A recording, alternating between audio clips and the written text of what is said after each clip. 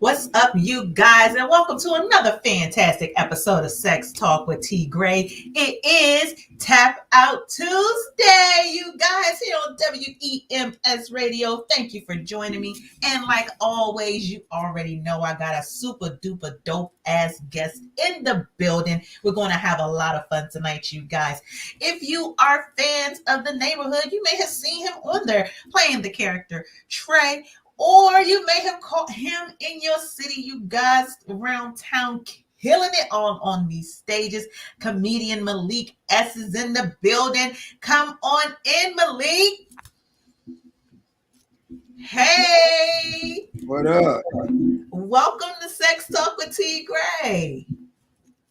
You know I'm saved. I shouldn't be doing this. You know I'm saved too. The Lord made sex for all of us, including you. You know I'm a Christian. I shouldn't be doing this, but I'm gonna do it for you. Hey, and I appreciate it. I appreciate you putting the Bible down for just one night. You know, just one night. So welcome. I am a new fan of yours. No, you're pretty funny, my guy. Oh, well, thank you.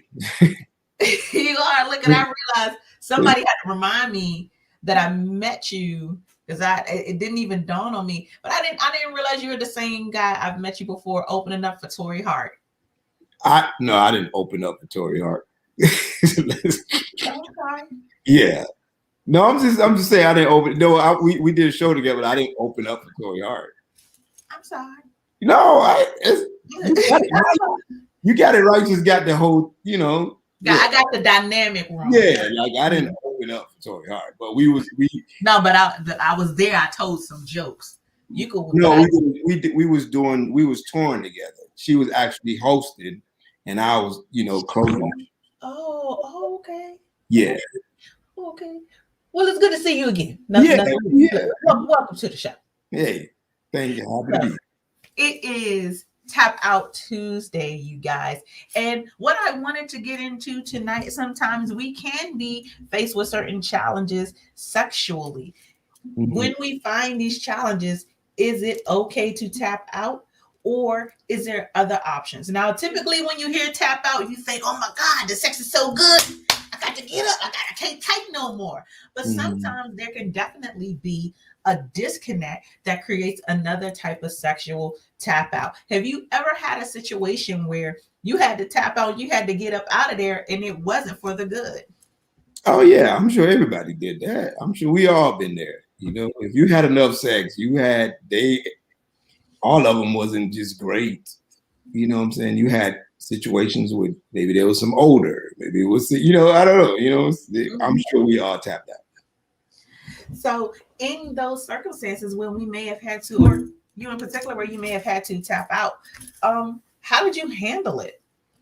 Let me ask it in a better way. What's the best way to let a woman down sexually? Oh, for men, it's easy. We just fake like we came, and it's over. So y'all out here faking it. Oh, let me tell you, men fake nut too. Men out here faking it. Yeah, men fake nut too. Y'all got these women out here thinking they doing something. Hey man, if you got to get up out of there, you got to get up out of there. So you would never tell a woman, hey, this wasn't good for me, or hey, I really wasn't feeling. You just let her walk around giving out trash cooch. I'm just not that bold, I guess. I don't know. I'm just not that, you know what I'm saying? And yeah, I wouldn't say that. You wouldn't say that? I wouldn't say that. Is there ever space for is there ever a space for a woman to really hear that from a man? Do you think that there's a certain type of woman that could take hearing something like that from a man? Or do you think just women across the board, we can't handle that conversation? I think if she's your woman and y'all got history, then I think there's a way you can kind of, get that out. Because if she's your woman, then you invested. So you might want to say something. But if it's just like somebody you randomly get with or one-off, like, I don't care. I'm not going to get into this big dialogue and you getting offended, and I don't even care that much. So why would I even put myself in that predicament? I don't care. Do you think switching gears to tapping out actually being a positive thing? Because that's what most of us take it synonymous for. Do you think that there's a responsibility when you start putting it down so good you make a chick tap out? Do you think that there's a responsibility that comes with that to continuously put down that tap out dick, or do you get days off? I mean, you just got to be real. See, that's why I think that comes with maturity and age and wisdom, because you got to understand, like, if a nigga put it down like that crazy, you know that's not normal. You know that's like, okay, it's going to be great. It's going to be good all the time, but it's not. Even Jordan and Kobe never scored 80 every game, but Kobe was amazing. Jordan was amazing, but every game wasn't 50, 60 points. So it's like, if I show out, you got to know, like, hey, babe, it's not going to be every time. It ain't going to be 3 times a week. I'm just showing out like that, you know, because it's mental. So some days my mental might not even be there for me to do that. So I feel like people should come with disclaimers, though. I feel like people should come with disclaimers, and this is why. A lot of people have that same mindset, have that same notion, especially when you very first meet a person. You're putting out that A game. You're putting out that, you know, best thing you ever had. You know what I mean? It's the best pussy you ever had. You give it for the first time. But, you know, then it kind of dies down. It changes. And I get that. But I think people should come with disclaimers. I think it should be more like, you know, you get 3 out of 5 great ones with me. But isn't that with everybody, though? That's what I'm saying. Isn't that like the norm? I mean, is anybody out here giving 5 out of 5 every week? Like, somebody might be. I just don't think that's realistic to me. Even on the mental side of it. Physically, you can. I just think mentally, with life and being an adult and stuff going on in your life, you're just not mentally going to be able to do that. That's just how I feel. Like, I got other stuff happening in my life.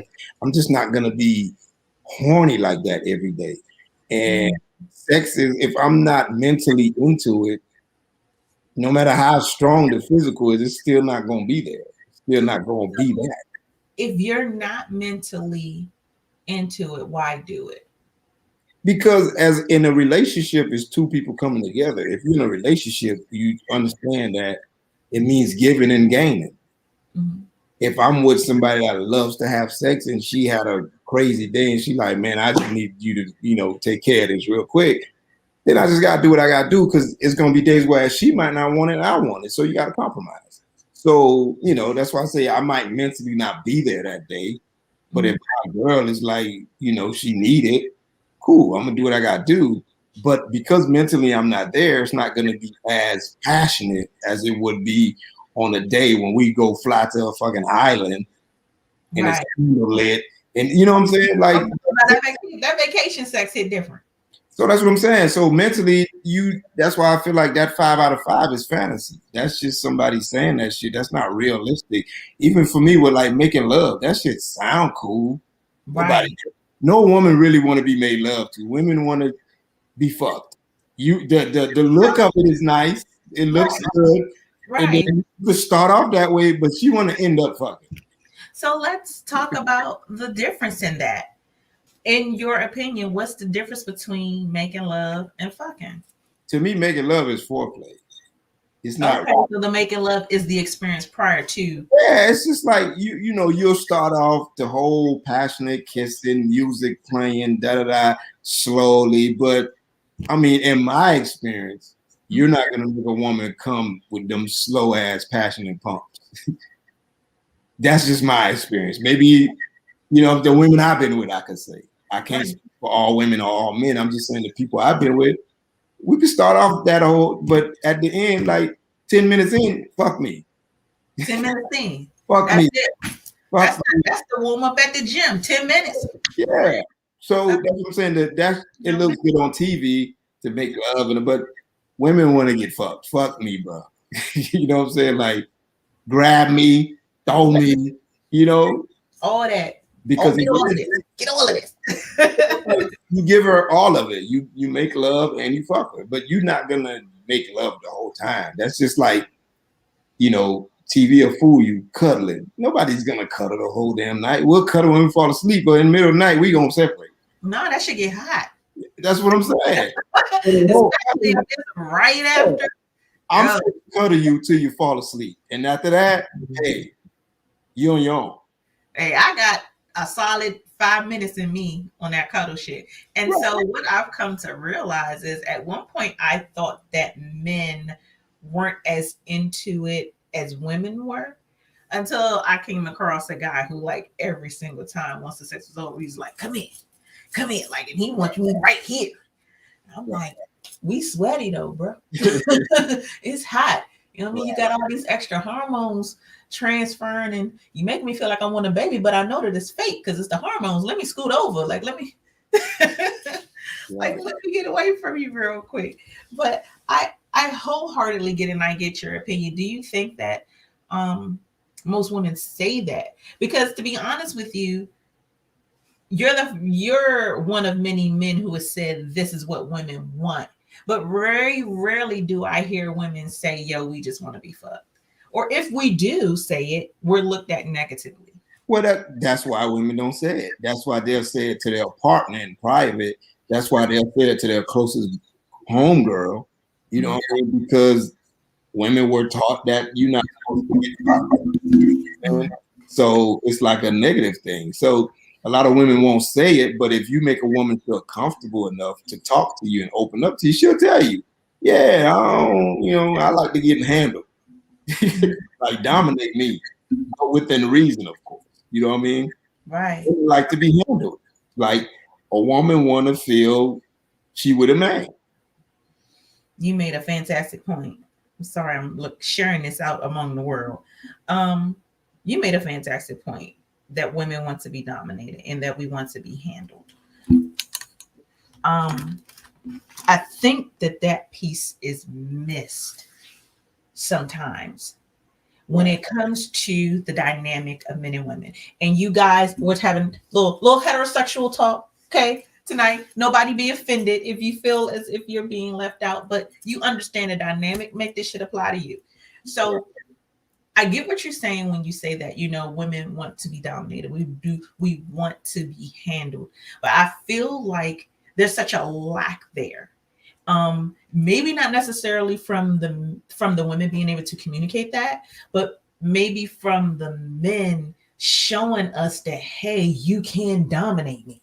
Like it's to be dominated, to be led, to be conquered, whatever way you want to put it. That's a trust thing. Like that's a confidence thing. And I think it's so many men who lack that confidence, and then you can't trust it as a woman. So how you gonna come in here and dominate this pussy? How you gonna lead me? How you gonna do any of these things if I can't, if you can't even meet me there? You got to show me that you're gonna put this shit down. You know what I mean? Well, a lot of it is really, to me, I put it on the man, because the man, like you say, you have to make her feel comfortable. Mm-hmm. If you do that, then she's gonna open up and start communicating with you and tell you what she wants. But what happens is, for a lot of men, is as young boys, we're taught that it's not even we're taught that society kind of paints this picture of you do nasty things with hoes. Mm-hmm. You won't do that with your wife. Yeah. So what happens is a lot of men don't grow out of that. They get with their girl, and they don't do none of that shit with their girl because in their mind, this is supposed to be done with hoes. Not realizing, nigga, your wife is a hoe for you. She wants to be a hoe for you. She wants that hoe treatment. So a lot, and I've seen it, I've lived it, I've heard it from women who cheat on their husband solely for the sex. Like, my husband is great. I love my husband. He's responsible. This nigga boring as fuck. He don't fuck me. He don't handle me. He don't throw me against he don't just come in the house, throw me against the wall and fuck me. It's all planned out. He ask me, can he get pussy? It's like, women don't want to be asked to get pussy. They want to take it. So Gina Pinkert says, nah, that's a pass for cheating. So I get it. Okay, now you guys, y'all already know T Gray ain't no saint. I don't hide who I am with my audience. I've been on both sides of this fence. I've been cheated on and I have cheated on. So definitely when it comes to the lack of good sex, it is hard sometimes to leave a dude And sometimes, yeah, you do just want to get fucked. Like, you know, he do be fantastic, but I need somebody to wear me out. Like, here's the thing. If you don't communicate that, then the burden of responsibility then shifts. Now, here's a shift in who's accountable for what happens next. Because as much as I could possibly want something, and this could be men and women, men step out because, hey, you want that whole shit ain't happening at home. Women step out, we want that whole shit ain't happening at home.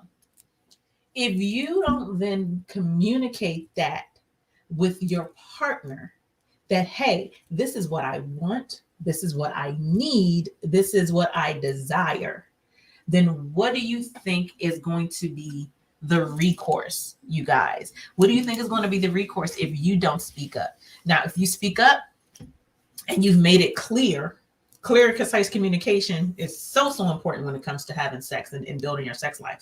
But if you made it clear, this is what I want, this is what I need, this is what I desire, and then that person does not meet you there, okay, well then, yeah, you have to dabble in different options. I'm not saying y'all go cheat out here. I'm not saying y'all go out here start thotting in these streets, okay? Y'all not gonna blame T. Gray for the demise of y'all relationships.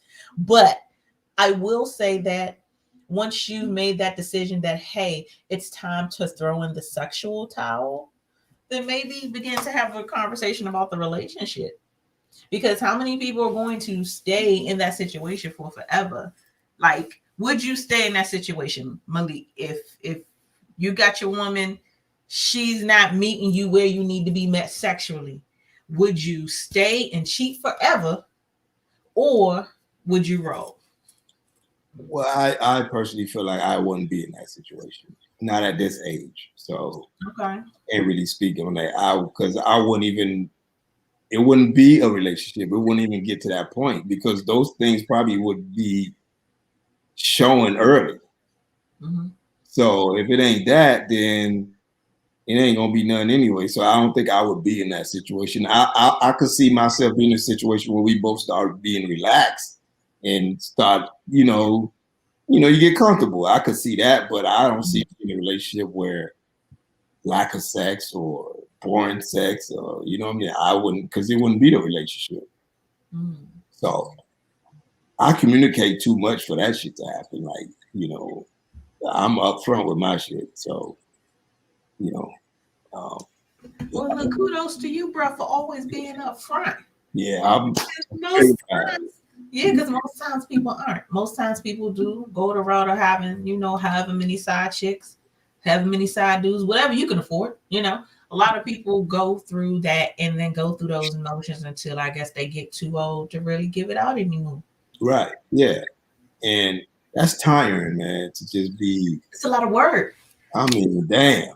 It's a lot of work. Yeah. But, yo, even on a single tip, if you got somebody here, there, everywhere, like that's a lot of work. Like, I ain't like more than text. I ain't got time. Yo, let me tell you, man, cut and paste, goddamn. Look here, bitches. Let me just give y'all a group text. If group text could work in that way, but now you gotta cut and paste every single person. Right. Good morning, beautiful. Hope you have a great day. I should do get work sometimes. Yeah, it's cool, but I'm just not, I don't have the energy for it. When I was younger, yeah, but I can't do that shit now. Okay. I don't want all these energies and all these, it's not what it used to be. When you get older, you're like, I'm cool. I don't need all these hoes, man. Okay, so when you get older and you talking like you an old nigga for real, but you look really young. How old? Do you mind me asking how old you are? I'm in early 40s. But I did my thing. So early 40s. So you've been fucking for damn near 30 years. What you try to say? Look here, I've been fucking slinging dick 25, 30 years. I'm tired. A lot of slinging dick, man, and like even with like threesomes, I'm just kind of like, the thought sounds good, but you just like, who gonna put in all that work? I don't care. Like it's like one of those things. It's like that's the thought of it is sometimes better than the actual event. You get into it, you like, this ain't what I thought it was gonna be. Right. So Right. none of that. So being older and having a new outlook on sex in general, what do you feel like you've learned about yourself sexually now in your early 40s that you didn't know about yourself, say, in your 20s or 30s? Nothing really. Just learning along the way. Nothing was just like, wow, like, oh man, I wish I knew that. It's just gradually you pick up certain things. And one thing I will say, I guess, that I realized how much sex is more mental than physical. Mm-hmm. For me, that's what I realized. That's why I know women like to be dominated. Mm-hmm. I know, what I'm saying, women like to be handled. They want to feel like they were the man. So, just different experiences, you start learning that. What does that mean to you to make a woman feel like they would a man?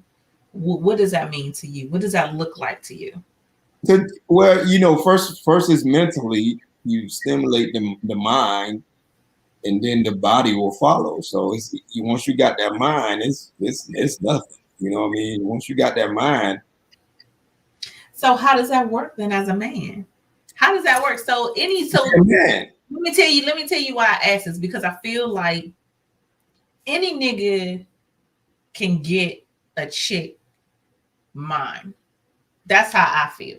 I don't think like there's for every different type of woman, there's a nigga out there, man, dude, whatever. There's somebody out there that can get this woman mentally. So when you say that, it could be a young dude who ain't got shit together, got nothing going for him but dick. It could be old nigga who got shit going for him, ain't got no dick. It could be any kind of dynamic.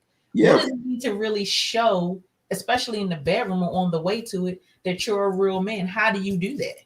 By being a man. I mean, there's no other way. There's no shortcut to that. But I don't know any other way. What is that? Because if the only thing that makes you a man is showing up and having a dick, then what's more? That's not what I'm talking about. Every male got a dick. My school us. Every male got a dick. Then in that case, you wouldn't separate boys from men. If you're saying it's a dick, then right. So that's what I guess. Then that's at the core of what I'm asking. By being a man, you as a woman, you've been with a man before. You know what a man is. I don't. You know what I'm saying? Like, the presence of a man when you're in the presence of a man. When you're in the presence of a young nigga or a fuck boy. But when you with a motherfucking man, you know the difference. You could hear a man talk. It's just like when you speaking to me, you talking to a fucking man. Like, I'm not no thug ass, dumb ass, Nick fuck boy. I'm a grown man, and you feel that presence. I don't have to tell you anything. You see it. You feel the aura. You feel the presence. You see how I carry myself. You know what I'm saying? And you can see the consistency. Even if you go on my page on on social media, you'd be like, this nigga's always a man. He's a man. Okay. You know what I'm saying? Like, so I don't know like how to break it down, but when you with a man, you with a man. So yes, you're right. When I am, I do. Yeah. And it is because I've had enough experiences in my life to then be able to recognize it. Right. And when you with a man, you loosen up. You ease up a little bit. You retreat a little bit. You let go a little bit because you like a man. Right. But if I were younger, or even myself, let's say, I'd say 25. The same perception or the same notion of what I have when I know that I'm around a man now is not what it was then. Oh, no. Yet, women at all ages, this is what we're searching for. This is what we're seeking out. You know what I mean? But there's a vast majority who don't know how to recognize it. Well, yeah, but you only recognize what you know. You know what I'm saying? So if you don't know, you can't recognize what you don't know because you don't even know what it is. You know, if I put a foreign object in front of you that you don't know anything about it, you'd be like, I don't know what the fuck that is. And I could tell you it's anything, you'd be like, oh, okay. So if a woman never been around a man, never saw a real man, she won't recognize a real man. Like you got these, like a lot of these young girls, they'll be like, oh, that nigga soft, or that nigga this, that nigga, oh, he got a job, I want me a street nigga. That's because they don't know a real man. They don't know, like, bro, like, but again, you saying 25, you fast forward 10 years later, them same girls be like, fuck. I should have got with that nigga. That nigga the CEO of fucking such and such now. Damn. Right. I blew that shit. You know what I'm saying? Because they don't know. But most of those women, if they got their father in their life or a strong uncle or a successful older brother, you know what I'm saying? They'll be inclined to know, like, nah, bro. I know what a man is. I know what a man look like. I know how a man walk, talk. You know what I mean? With my daughter, I purposely spoil my daughter to a certain extent. And that nigga gonna come in and impress her with nothing. You're not gonna impress my daughter when she's 16, 17. I'm gonna buy you a bag. Nigga, I already had that bag when I was 13 years old. Right. Like, I'm not moved by that. You know what I'm saying? Like, in her life, so she know what a man look like. She has an example of what it should be like. She knows when she's with me, even her mom, y'all don't open doors. So if you take her out and she open her own door, nigga, what? I don't touch doors. Because she know what a man is. That's so interesting that you brought that up. So you guys, I'm going to share this quick story with y'all. So I am at an age where I'm not a cougar, but I'm in pre-cougar status. That's what I'm gonna call myself. I'm pre-cougar status. Okay. So I've never really dated young dudes, but all of a sudden, young dudes is looking for me with a flashlight in the daytime. Don't know what happened. That's probably fat. They said, I mean, it's nice. They said, she's almost 40, or she right prime, right? So I went and hung out with a young dude. And when I say young, he was, I don't know, 29 or 30. And that was like my pet peeve, was that he didn't understand chivalry. He didn't understand to open doors. And so in having the conversation, I said, hey, I'm not getting out until you open up my door. The car was nice as shit anyway. I'll sit here. It's mighty comfortable in this motherfucker. Put my feet up. We're good. I'm not getting out until you understand that this is what I not only demand, but what I require. And so we kept getting into these conversations about what you should and shouldn't do in relation to women. So once I got him past the opening the door thing, because he's like fighting me tooth and nail on this about why he shouldn't and this, that, and the third. Then when we were walking down the street, he had me on the outside. So I did him like a nigga, and I would come to school. Let me lead you over here to where you should be, because the woman should be on the inside. Like, I don't feel like women should have to teach men this.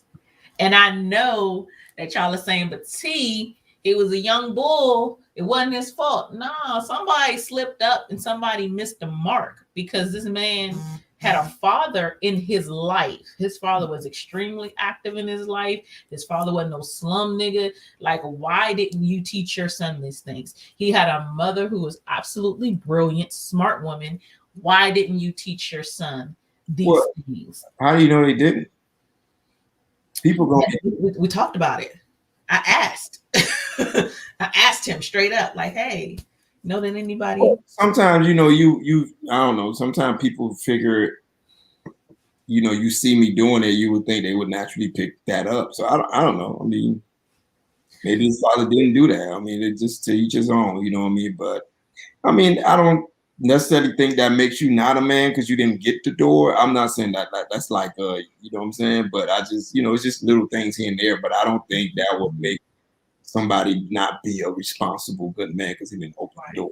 You know what I Right. mean? So I brought that up because I feel like in the in this game and in someone being able to, female being able to recognize a real man when she sees it, and or a man being able to recognize a real woman when he sees it. I think that when we see these things and then when it comes across to the bedroom, like if you can't think far enough ahead to put me first, or if I'm having to continuously tell you that, hey, when you're dealing with a woman, this is what you should do. This is how Right. you should treat her. This is that. I feel like once we get in the bedroom, I'm gonna have to do this whole speech all over again. Right. Because I'd be damned if you think you fit to get your nut before I get mine. Like, hold on, chivalry don't stop at opening up this door, nigga. Get me. Make sure I'm straight first. I'm going to think that this is going to also play out in the bedroom. And I don't really want to have to teach you how to be a man in the bedroom. I don't want to have to teach you how to, you know what I'm saying? Like, I just feel like so many dudes come with this blank how-to book, and then it's up to the woman to fill it in. But is that really our responsibility? That's a you question.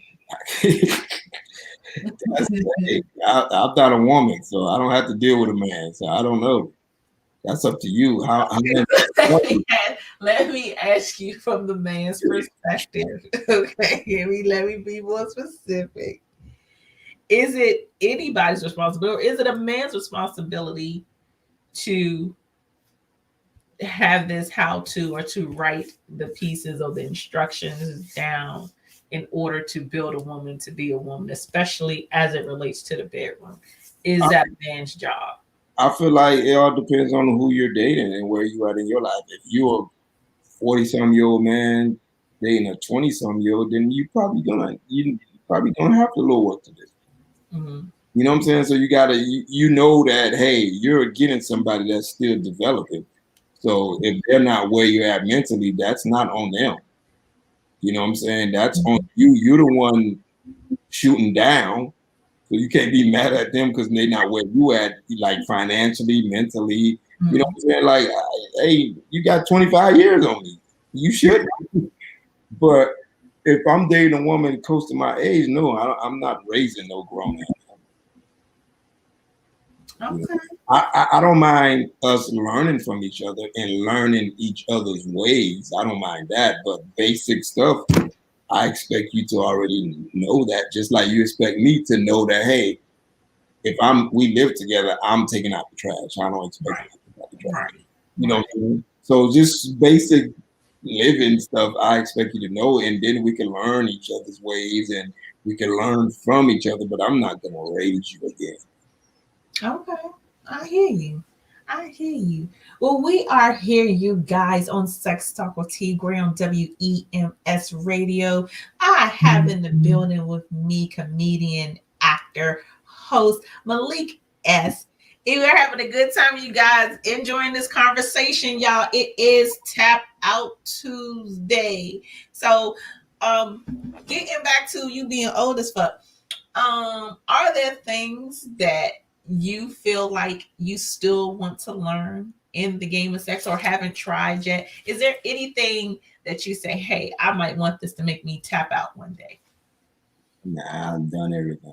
You've done everything. Everything that I wanted to do. Oh. You know. No, so no new desires, no new fantasies. Is sex still fun if you don't have new desires and new fantasies? Oh, it's still fun, but I don't have any fantasy or desire, you know what I'm saying, that I haven't done. I've pretty much done everything that I wanted to do, but I don't mind creating new memories, you know what I mean? But But, doing monkey double backflips. you know, I did everything I wanted to do. I don't do everything that's out there to do. Mm-hmm. But everything that I desired, I've done it. And I don't mind, like I said, I don't mind creating new memories, but, you know, that's what, to me, is what it's about. It's kind of like memories with different, you know, your partner, maybe simple shit is like what's, you know, when you've been doing it for a while, simple stuff becomes very fun and exciting. Like if you something simple as you go to Bloomingdale's, you have sex in the dressing room. Whenever you ride by that certain mall, you're gonna have a little cheese, a little smile, a little, so stuff like that. Like it's not about all the crazy shit. But if you into crazy shit, that's cool too. You know what I'm saying? Like whatever makes it work. That's how, because I think, like I said, sex is mental. Mm-hmm. So whatever gets you off. So could you share with us maybe your funniest experience? I don't know. Funny? I don't know. Maybe most intriguing? Maybe something you won't mind doing again? I don't know. Since you say that you've done it all. You've had everything that you've ever wanted to have. Is there any one type of experience that sticks out in your mind? I mean, your first threesome is always gonna be like that's gonna stick out, but nothing like, oh my God, like like nothing that made me just lose my mind. But it was just like it's always, you remember being a little excited but nervous because you're like, oh shit, So yeah, I mean that is always gonna be, something you'll never forget. How you was feeling so anxious and excited and nervous at the same time, and awkward a little bit. It's always a little awkward. You know what I mean? So in this threesome, I'm going to assume there was 2 women and you. Mm-hmm. Who tapped out? What's the threesome? So we're going to talk about this in a second because I don't agree with that. Who tapped out first in your threesome? What do you mean? Who came first? Yes. Well, it wasn't me. I mean, I always try to make sure everybody's cool. Wasn't me though, bruh. No, not because. No, it's just because I'm trying to do a good job. I'm trying to impress. I'm trying to do this again. So I can't be trash. Right. Yeah. Right. So you had stopped me just a second ago, but why is it that if it's 2 women and a dude, that's a threesome, but if it's 2 dudes and a woman, that's a train? Like who made these grooves? That's a train. Okay, look, it's simple. It could be a threesome. It could be a threesome. This is what separates it. Yes. Somebody take notes. Let's get this science there. A threesome, two girls and a dude. What happens? Everybody's touching and feeling and kissing everybody, right? I guess it could be. Yeah.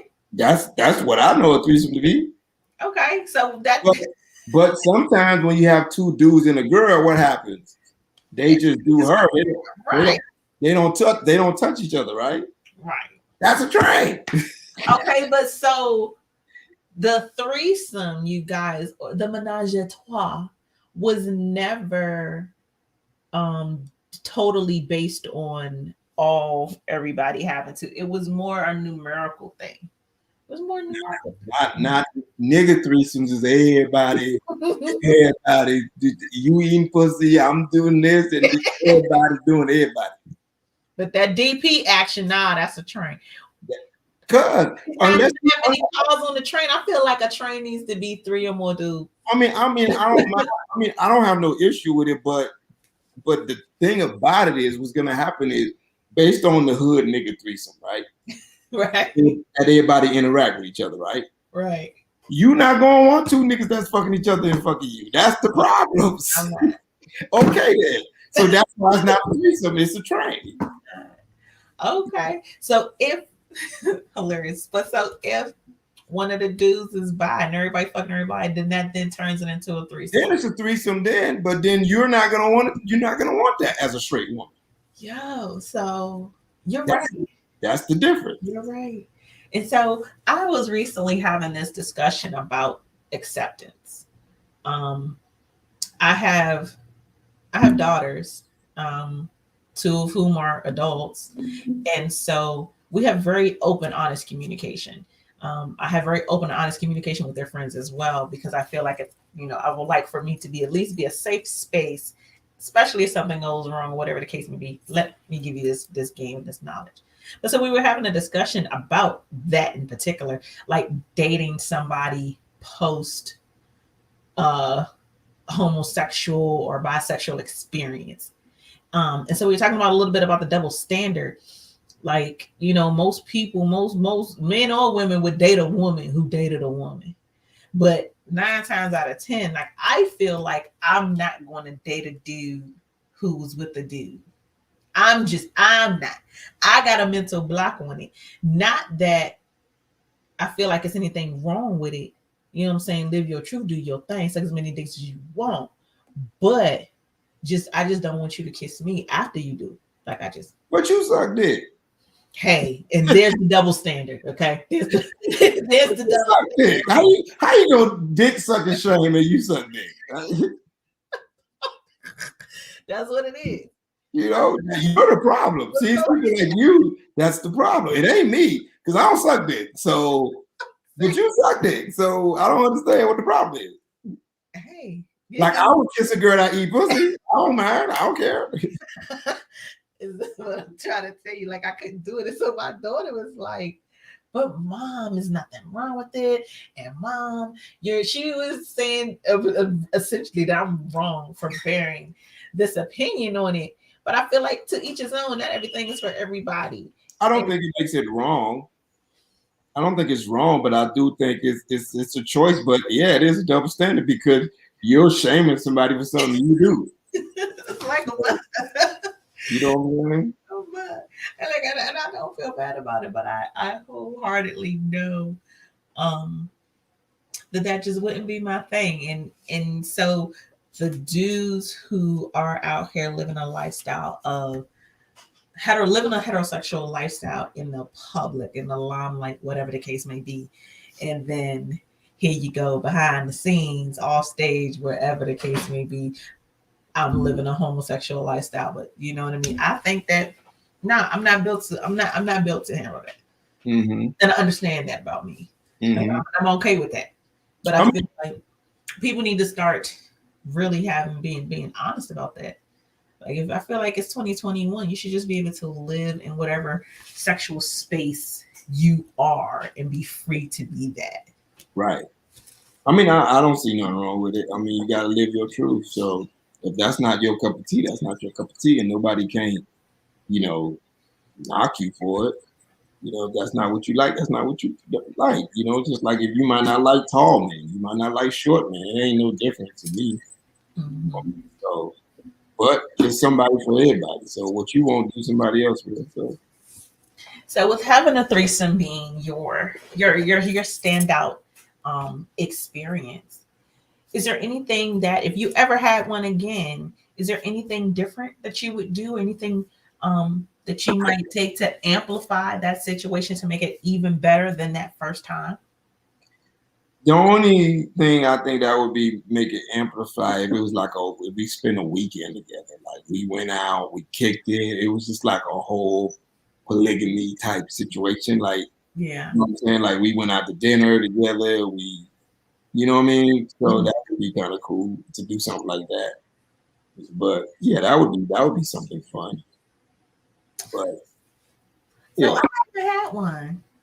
I would absolutely love to one day, but I haven't had one. But I feel like it's so well, with all things sex, I think that there's a massive amount of trust, but you have to be very trusting in those situations, you guys. It's how people end up in entanglements and all kinds of shit. What's crazy with threesomes usually is the woman that do it, that set it up. Yeah, that's what I heard. I know, but that's what I heard, that y'all send the women out to get these girls, and some Harvey Weinstein shit start happening. I don't know. Women are freaks. I mean, hey, women are freaks. How could you say such a thing? Yeah. Angels. We are heaven sent. I'm not complaining. Heaven sent saints. Okay, heaven saint free. They say it's sanctified over here. More than one thing. You said what now? You could be more than one thing. I'm not taking none of that away from you. Yes. Do you think that there is a disconnect when it comes to people who say are religious, who are the super saved, the what have you? Do you think there's a disconnect between religion and great sex? I think there's a lie. They be freaks too. I think that's just that they be freaks too. When that door closed, you don't know what the people doing. Amen. So I don't buy into that whole well, because they go to church every Sunday. I doubt that they freaks. Yeah, I don't believe that. Yeah, I think that that's crazy because so many people operate under that notion. Um, Even when it comes to clean comedy, so to speak. You shouldn't use vulgar language when it comes to sexual content. You kind of got to back off of that a little bit. But I feel like, just like you said, like sometimes you talking to some of the biggest freaks in the world when you in front of these people at church. The usher board alone, the choir, the choir director is getting some ass. Hey, you already know. Right. I mean, I feel like there's no ownership sometimes when it comes to having great sex and then say maybe possibly using your religion with, and no matter what your religion is, using that as a crutch to not have great sex or to be limited or to, you shouldn't do this, you shouldn't do that, I can't do this, I can't do that. You know what I mean? Like, I think that that's a kind of like a shroud. Or you have stone cold freaks, pastor freak, deacon board freaks, deaconess, everybody doing like craziness. But then it's like you don't talk about it. You don't talk about it in the pulpit. You don't preach right. anything that has anything to do with abstinence or any of those things. So I feel like that there's a major disconnect when I people mean, use religion as a reason to not have fantastic sex lives. well, I don't know because I don't know. Is it anybody's business though? I don't just because I'm a pastor and I'm a freak, I don't think you need to know that. You know what I'm saying? So like I don't know. I feel like it's like I don't know if that really connects because it's like just like at your day job, you don't need to know your supervisor's a freak. You don't need to know that's my personal business. I'm here to preach the word to you. You don't need to know what I do in my bedroom, and I don't even know what you do in your bedroom. I'm not saying that people should know what the pastor is doing in the bedroom. I'm saying that sometimes there's no ownership of that. So if I'm a pastor and I am openly having premarital sex, yet I have say teenagers, whatever the case may be, in a church, and I never discuss abstinence. I never talk about not having sex before marriage or things of that nature. Or some people, when they go through counseling, this, that, and the third, and they're seeking out um, knowledge. Sometimes, a lot of times, different religions, different churches, they tell you what you can't do in the bedroom. Yet the Bible says, as long as your husband and wife agree, you can do whatever the hell you want to do. But Right. so many people like put these mental limits on people in the name of God, in the name of Jesus. Put these mental limits on really how great your sexual experience could be. That I'm saying that I'm not saying that we got to know that the pastor is leading people around on all fours by collar. We ain't got to know that. I'm saying Right. But sometimes that they disregard who they are. I feel like that's not exclusive to sex though. That's just church. You know what I'm saying? I don't know. I feel like that's just church. It's just another form of some type of control and so I think they don't stop at sex. They do that across the board in every subject, even you know, you looked at when Trump was running, the pastors was telling people that you gotta vote for Trump. Trump is the savior. You know what I'm saying? So they don't stop at sex. I think church is just a whole thing within itself that is here, they use it to control people to you gonna do what I do, you're gonna live how I live. So, I feel like that's just across the board with church. You just gotta decide what you go to church for, what you want to take, what you want to leave. Yeah. And so at the end of the day, like you say, you gotta live in your truth and you gotta be who you are because them people ain't gonna be with you at night. That pastor's gonna be in his house doing what he do. You're gonna be at your house doing what you do. And I'd be damned if I be miserable at my house because what the pastor said. Yeah. That nigga just read the book. I got the book here. There it is. He ain't got no different answers than what I got. Mm-hmm. So, nigga, I could read the same book. You know, and the Bible's like a painting. Everybody read it and hear it and see something different. Yes, very true. So I could just read it and get my own version of it. So, you know, but I mean, a lot of people don't have, especially when it comes to religion, you don't have that free thinking. It's very rare. Usually, I think as entertainers, people have that free thinking because I think as entertainers, you gotta be a little insane and you gotta be a little off your rockers a little bit to think you can do that, whatever it is that you're doing. Because most people be like, I'm gonna get this job, I'm gonna work 40 years, I'm gonna get this pension, I'm gonna get this retirement. That's cool. That's life. But then you got people who be like, I'm gonna be a football player, I'm gonna be a rapper, I'm gonna be a singer, I'm gonna be this. I mean, like, what? You can't do that. Watch, yes, I can, because you're a little crazy. And once you're a little crazy and a little thrown off, you don't really just buy into everything people tell you because they already told you you couldn't do a talk show. You couldn't be a comedian. You can't be a football player. You don't buy into all that shit. You go, I'm gonna do me, nigga. You go work that job and whatever you gotta do for you. If that works for you, great, because we need workers. But I'm gonna do this.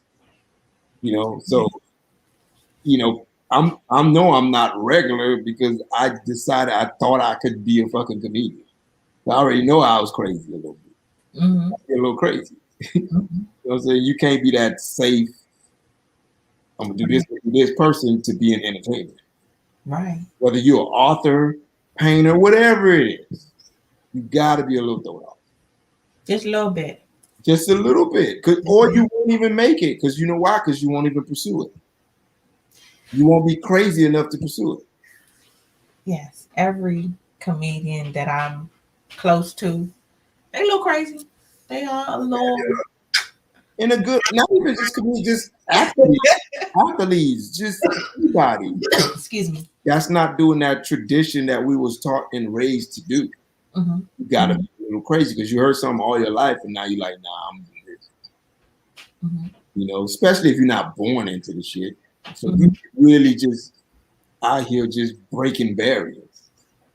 You know, like I didn't have nobody in entertainment. I really just came through and crawled my way, still crawling my way through. You know what I mean? Like I wasn't like I had a dad in the business and he just kind of walked me in. You know what I mean? Get it out the mud. You know, so yeah. Shout out to you all who do got your daddies walking y'all in the business. Just be funny if your daddy gonna do that. But in any business, if you got somebody walking you in anything, you know what I'm saying? That's a blessing, but it also could be a curse if you don't approach it right. Because sometimes when something is given to you, you damn near got to work twice as hard to prove that you belong there. You know, so you know everything got ups and downs. Listen, I was gonna try my best to not dip off into comedy too much, but you did say something that I feel like is very interesting. And I know I'm gonna catch some flack for this, you guys. I'm already prepared for it. But I know a few people who, you know, have definitely utilize nepotism to get where they are in the game of comedy. And so I said, you know, kind of funny, hey, be funny. But that's a very real statement coming from T Gray, you guys. Be funny. And then, you know, go ahead and start writing your own stuff. It don't hurt. You ain't got to take other people's jokes, y'all. You ain't got to. You ain't got to. We'll take your daddy's jokes. Let hand them jokes down. I'm not mad at nepotism, man, because let me tell you who's mad at nepotism. People who didn't benefit from it. that's just the truth. You know what I'm saying? So I never be knocking nobody for a little nepotism at the end of the day, because if I could get a little bit of it, I'm damn sure going to get it. But again, like I said, sometimes when something is given to you, you got to work twice as hard to prove you belong. Right. I think that there's a responsibility that comes. Yeah. I would work twice as hard to prove that I belong here. Yeah, I skipped the line a little bit, but I deserve to be here. Right. You so know? and that kind of brings my point together. Like I feel like you can't hate on it. And for the people who I know personally who are in those positions, I don't hate on them. I love them to death. But what I don't like is now that you use that to get in, look at what you're doing with it, or look at the toes that you're stepping on, or the people, who comedy, I think, is a sensitive game, but at the same time, don't be out here snatching people 20, 30-year vet jokes. Don't do that. Yeah, I mean, Like, hey, don't use that opportunity to then squander it, because it's so many other people who would have taken that same opportunity and made it into something amazing, made it their own, and really gave it their own voice. So yeah, that's all. I had to just get that piece out real quick, y'all. just get it out. cool. Yeah. So, um, tell everybody really quickly before we go, because my audience, I want them to definitely check you out. I want them to check out your podcast, which I absolutely enjoy. I really, really enjoy you and your co-host, and the discussions. So, give us a little bit. You can find me, Instagram, Facebook, all that, Twitter, Malik S Comedy, MALIKS Comedy. The neighborhood, I think we off right now. We'll be back in September 22nd, every Monday, 8 p.m. on CBS. So you can check me out on there and my podcast. Nobody asked me podcast. We've been down for a minute. We've been down a little hiatus, but we're about to start back recording. But you can always listen to the previous episodes. Yeah, and then catch me on the road. I'll be in Boston this weekend. So, Okay. you know what I mean? I Yeah. absolutely love to see you perform. You guys, if you did miss it, make sure you tap into Kevin on Stage and his apps and his playbacks as well, because he did do Keep Your Distance with some phenomenal other dope people. I know Ronnie Jordan was there, Corey Bell was there, so I'm sure it was a fantastic time. Definitely cold. Saw your breath in the air, but it was cold as shit. It was cold.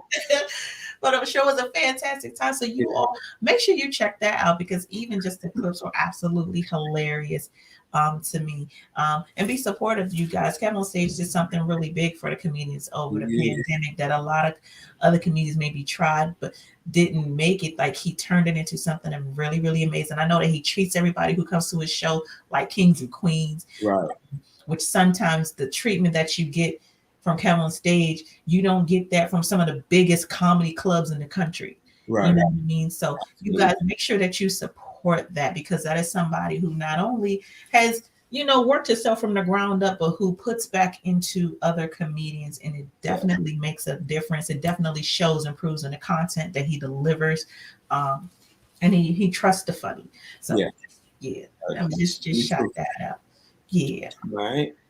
Yeah. So thank you so much for being on Sex Talk with T. You guys, this has been a fun month. About to wrap this joint right on up. Let me tell y'all who's coming. Oh, who coming? I don't know. Thought I did. Thought it was in front of me. It ain't. Somebody fantastic will be here next week. I can tell you that. I can tell you all that. Right. Kenny Williams. Oh, Lyrical Deezy. If you all haven't seen Lyrical Deezy, he is a fantastic young man in South Africa who is really, really blazing social media right now. So we're going to pre-record that because he's in South Africa. It's going to be so much fun. I definitely want you all to tune in, because we're talking about the correlation between dance and sex. We're talking about the perception that women have when we see you men moving on the floor. And is that fair or unfair of us to make those judgment calls? So that's what we're going to be getting into next week with Lyrical Deezy. You all be ready. My homeboy Kenny Williams is coming back next month.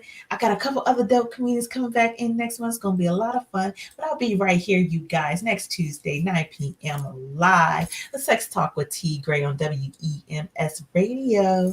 Bye-bye.